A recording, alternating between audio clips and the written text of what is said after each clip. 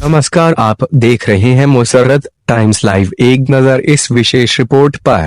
विधायक अनिल वाजपेयी ने कहा, बुलंद मस्जिद कॉलोनी को जल्द मिलेगी समुदाय भवन की सौगात।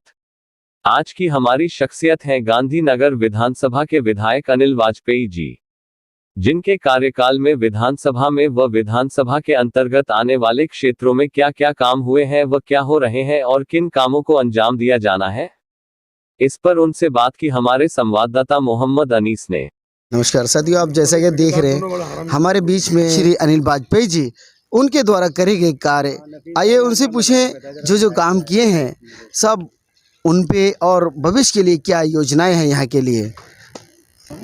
उसका तो जनता के प्रति उसकी जवाबदेही होती है और उसका काम करना उसकी मॉरल ड्यूटी होती है।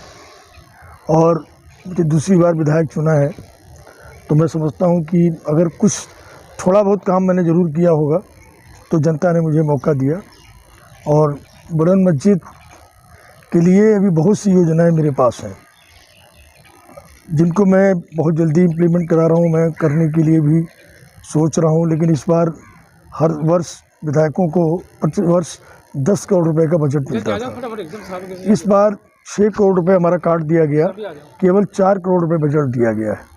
लेकिन उसमें भी मैं बुलंद मस्जिद में हमारा एक सबसे बड़ी दिक्कत थी, यहाँ पे जैसे कोई शादी होनी है, किसी का बर्थडे होना है, तो कोई कम्युनिटी सेंटर यहाँ पे नहीं था। तो एक कम्युनिटी सेंटर हमने यहाँ पे जगह ये इसी रोड से जहाँ ख़त्म होता है रोड, ये वहाँ पर पार्किंग के पास एक जगह खाली पड़ी है और वो मैंने सेंक्शन करा दी है। वो उसका बजट भी पास हो गया है, पैसा भी सेंक्शन हो गया है। मेरे ख्याल से 10 या 12 दिन में उसका वर्क ऑर्डर हो जाएगा। और जैसे ही वर्क ऑर्डर हो जाएगा तो बुलंद मस्जिद के लोगों के लिए ये बहुत बड़ी ज़रूरत थी कि शादी ब्याह के लिए लोगों को दूर जाना पड़ता था, 7 बारक नीचे जाना पड़ता था, किसी को कैलाश नगर जाना पड़ता था, किसी को दूसरी कंस्टिट्यूंसी में जाना पड़ता था। तो ये यहाँ पर अगर कम्युनिटी सेंटर एक बन जाएगा तो इससे एक बहुत बड़ा फ़ायदा होगा। डिस्पेंसरी के लिए अभी भी मेरी बात हुई है और विधानसभा का सत्र था और सत्र के दौरान मैंने दिल्ली के हेल्थ मिनिस्टर से भी बात की है और मुख्ताराबाद नकवी साहब से भी मैं पहले मिल चुका हूँ और अधिकारी अभी 10 दिन पहले यहाँ विजिट भी करके गए हैं। उनका फ़ोन आया था लेकिन मैं दिल्ली से बाहर था, लेकिन वो कह रहे हैं कि हम विजिट करने के लिए आए हैं। पैसा इसका रिलीज़ कर दिया गया है और जल्दी इस पे काम जो है वो यहाँ पर शुरू हो जाएगा।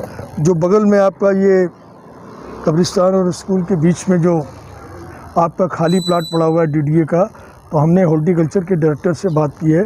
हमने कहा जब किसी को आप अलाट करें तब आप अलाट करें, वो अलग बात है। जब तक आप अलाटमेंट नहीं करते हैं तब तक यहाँ के स्थानीय लोगों के लिए यहाँ पर आप पार्क डेवलप करा दें। और अगर यहाँ पे पार्क डेवलप हो जाएगा तो उसमें झूले वगैरह भी लग जाएंगे और लोगों के बैठने के लिए बेंचेस पड़ जाएंगी, तो लोग यहाँ पर आकर कर सकते हैं। और इतना मैं आपसे कह सकता हूँ। और उसके बाद जो भी वाईफाई हमारे यहाँ केवल पूरी विधानसभा में 100 वाईफाई आए थे, तो मैंने पूरी विधानसभा में उनको लगवाने की कोशिश की है। सीसीटीवी कैमरे प्रथम चरण के 2000 और द्वितीय चरण के 2000 कैमरे हमारे और आ रहे हैं। 4000 कैमरों में जितने कैमरे चाहिए, मैं तो कह रहा हूँ बुलंद मस्जिद की कोई गली ऐसी ना हो जो कैमरों के बगैर रह जाए। लेकिन ये जिम्मेदारी आप सब लोगों की बनती है। आप जैसे जैसे मुझे को आप लोकेशन प्रोवाइड करा देंगे, और हमने उसको अधिकारी को भी बोल रखा है, हमने कहा आप जाइए और वहाँ पर ऐसा ना हो कि बुलंद मस्जिद के लोग ये कहें कि और जगह सीसीटीवी कैमरे ज़्यादा लगे हैं और मेरे यहाँ कम लगे हैं। वाईफाई भी अभी 100 आए हैं और 100 वाईफाई अभी और आने की उम्मीद है। तो जो बच गए हैं वाईफाई के सेंटर के लिए, वहाँ पर भी हम वाईफाई लगवा देंगे। उसके बाद लाइटें, पहले हमारे यहाँ 2000 लाइटें सेंक्शन नहीं थी। अब कल विधानसभा में दिल्ली के मंत्री से हम लोगों ने, सारे विधायकों ने मांग की, तो 1000 लाइट हमको और सेंक्शन हो गई है। तो जहाँ भी लाइट डार्क स्पॉट हो वो भी हमको आप दे दें, वो भी हम लाइटें भी लगवा देंगे। कब्रिस्तान की फाइल चल रही है आपकी, और जो सुलेमान जी वगैरह हैं वो उस दिन भी डीडीए के हमने उनको भेजा था, वो लोग वहाँ पे डीडीए के वरिष्ठ अधिकारियों से मिल के आए हैं और आईटीओ पे प्लानिंग डिपार्टमेंट में वो फाइल गई हुई है। और हमारी कोशिश है कि कब्रिस्तान की जगह बढ़ जाए, और ये मेरा अचीवमेंट होगा अगर मैंने कब्रिस्तान की जगह बढ़वा दी। इसके अलावा जो भी काम आप लोग बताइएगा, सड़कें और कोई गली रह गई हो तो वो बताइएगा, वो मैं करने के लिए तैयार हूँ। अच्छा, जनता जो है ना ज़्यादातर अपने छोटे छोटे काम करवाने के लिए जब आपका लेटर पैड चाहिए होता है तो मेरे ख्याल से वो ढूंढ डांड के काफ़ी वहाँ तक पहुँच नहीं पाते, और फिर यहाँ के लोग अशिक्षित भी हैं, तो इनके लिए क्या करेंगे आप? देखिए मैं देखिए, मैंने तो सादाब भाई से भी बोला था, और पिछली बार में एक कार्यालय में था, उनको भी बोला था हमने, लेकिन फिर उनका कोई रिस्पांस नहीं आया। और हम तो कह रहे हैं कोई जगह आप डिसाइड कर ले, और किराया हम दे नहीं सकते, मेरी स्थिति आप जानते हैं वो दूसरे विधायकों वाली नहीं है, और आपको जगह निश्चित कर लें, चाहे सदाब क्या रख लें, कहीं भी रख लें। मैं हफ्ते में एक दिन आ जाऊंगा, जी ब्लॉक सीलमपुर में जाता हूं संडे को, वहां 11 बजे बैठता हूं, आप कहोगे तो मैं वहां से इधर आ जाऊंगा, जगह आप दे दीजिए।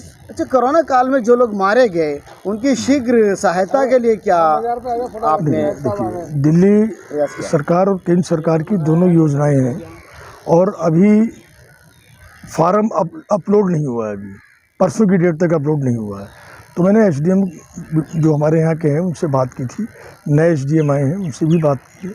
आप लोग सिर्फ नॉर्मल फार्म ना हो तो एक एप्लीकेशन बना दीजिए टू द एसडीएम सीलमपुर के नाम, और उसमें लिख दीजिए कि भाई इसी तरीके से हमारे यहाँ कोरोना से डेथ हुई है, डेथ सर्टिफिकेट लगेगा उसके अंदर, और डेथ सर्टिफिकेट के बाद डॉक्टर्स की रिपोर्ट होगी कि कोविड से डेथ हुई है। वो एप्लीकेशन आप मेरे को दे दें, आप मेरे कार्यालय में दे दें, और हम उससे एसडीएम से बात करके उसको करा देंगे।